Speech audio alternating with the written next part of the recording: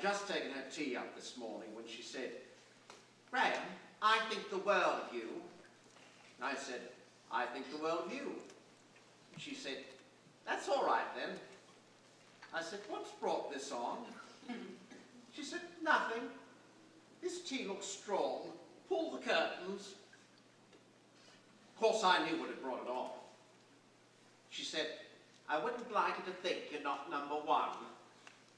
And I said, "Well, you're number one with me too. Give me a tea, I'll swill them." What it was, we'd had a spot of excitement yesterday. We ran into a bit of Mother's past. I said, "I didn't know you had a past. I thought I was your past." She said, "You?" I said, "Well, we do go back a long way." "How does he fit in vis-a-vis Dad?" She laughed. "Oh, he was pre-Dad." I said, "Pre-Dad? Surprised you remember him. You don't remember to switch your blanket off." She said, "That's different. His name's Turnbull." I said, "I know," he said. I parked to by the War Memorial on a usual seat while I went and got some reading matter. Then I sat and waited while she went and spent a penny in the disabled toilet. She's not really disabled, her memory's bad. But she says she prefers their toilets because you get more elbow room.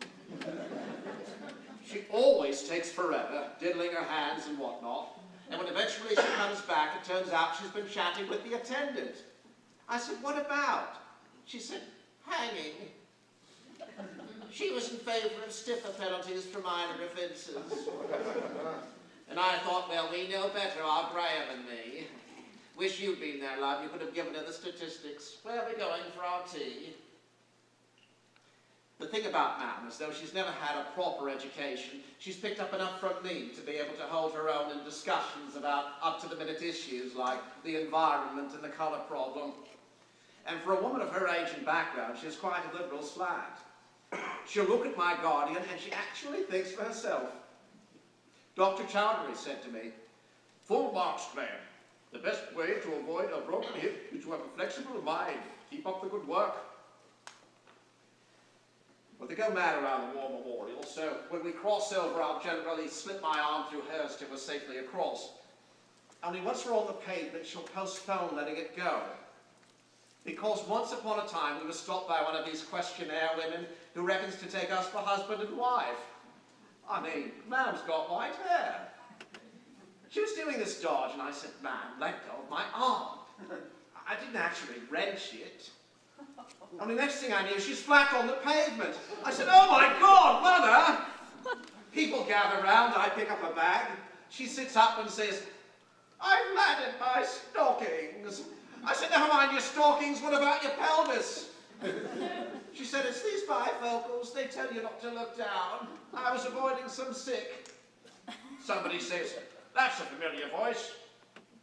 And there's this little fellow bending over her, green trilby hat, shoddy raincoat. "Hello," he says, "you remember me?" No, she doesn't remember people. I know because she swore me down she never met Joy Buckle, who teaches flowers and felt and fabric at my day centre. I said, "You have met Joy, you knitted her a tea cosy." It's all she can knit, tea cozies. That and bed socks. Both outmoded articles. I said, branch out. If you can knit tea cozies, you can knit skiing hats. She said, "Well, I will." Only I've got to stand over her, she'll still leave a hole for the spout. I said, "You have met Joy. You state she had some shocking eyebrows." She said, "I hope you didn't tell her that." I said, "Of course I didn't." She said, "Well, I don't remember." And that's how she is. She doesn't remember. So when this fellow said, "You remember me?" I said, "No, she won't. Come along, Mother, let's get you up." Only she says, "Remember you? Of course, it's Frank Turnbull. It must be 50 years. He said, 52, finally, 1934. She said, "Seacrest." He said, "No sand in the bedrooms." And they both cracked out laughing. Meanwhile, she's still stuck on the cold pavement. I said, "Come along, Mother, we don't want piles." Only he butts in again. With respect, he says, it's advisable not to move a person until it's been ascertained no bones are broken. I was in the St. John's Ambulance Brigade. Yes, said Mother, who did you learn your bandaging on? And they both burst out laughing again. He had all these bright yellow gloves. Could have been a bookie. Eventually, I slipped my arms round her waist and hoisted her up. Only his lordship's no help, as he claims to have a bad back. When I got her restored to the perpendicular, she introduces him. This is Frank Turnbull, a friend of mine from the old days. What old days? First time I knew there were any old days. Turns out he's a gents outfitter, semi-retired, shop in Bradford, some sort of outlet in Morecambe. Well, I thought that accounts for the yellow gloves. Straight off, he takes charge. What you need now, Vera, is a cup of coffee. I said, well, we were just going for some tea, weren't we, Mother? Vera. Her name's not Vera. She's never been called Vera. Even my dad never called her Vera. Except once, when they were wheeling him into the operating room. Vera. Right, he says, follow me. And he puts his arm through hers. Careful, Mother says, you'll make my boyfriend jealous. I didn't say anything. Now, the cafe we generally patronize is just that bit different. It's plain but classy. No cloths on the tables, the menu comes on with the slate. The waitresses all wear their own clothes and look as if they're doing it just for the fun of it. All the stuff is homemade, and we're both big fans of the Dayton walnut bread. I said, this is the place. Mr. Turnbull goes straight past. No, he says, I know somewhere, just open, press on. Now, if there's one thing Mother and me are agreed on, it's that red is a common colour. And the whole place is done out in red. Lampshades red, waitresses in red, plates red. Those little sauce things on the tables got up to look like tomatoes, also red. And when I look, there's a chip in the sugar. I thought, Mother won't like this. Oh, she said, this is cheerful, isn't it, Graham? I said, there's a chip in the sugar. It's a detail. They're still working out their teething troubles. Is it 3 coffees? I said, well, we like tea. Only Mother said, no, I feel like an adventure. I'll have coffee. He gets hold of the menu and he puts his hand on hers. Might I suggest, he said, a cheeseburger? Ooh, she said, what's that?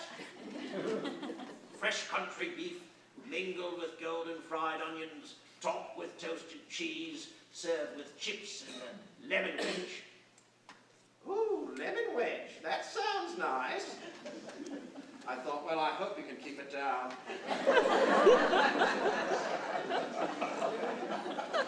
Because it will be the pizza story all over again. One mouthful at 4 o'clock in the morning, I'm still stuck at the bedside with the bucket. She said, I like new experiences in eating. I had a pizza once, didn't I? I didn't say anything. They fetched the food and she's wiring in. Are you enjoying your cheeseburger? He said, I am, she said. Would I be mistaken in thinking that's tomato sauce? It is, he said. She says, give us a squat. And they both burst out laughing. He said, glass cups, be careful, Graham, we'll see up your nose. more laughter.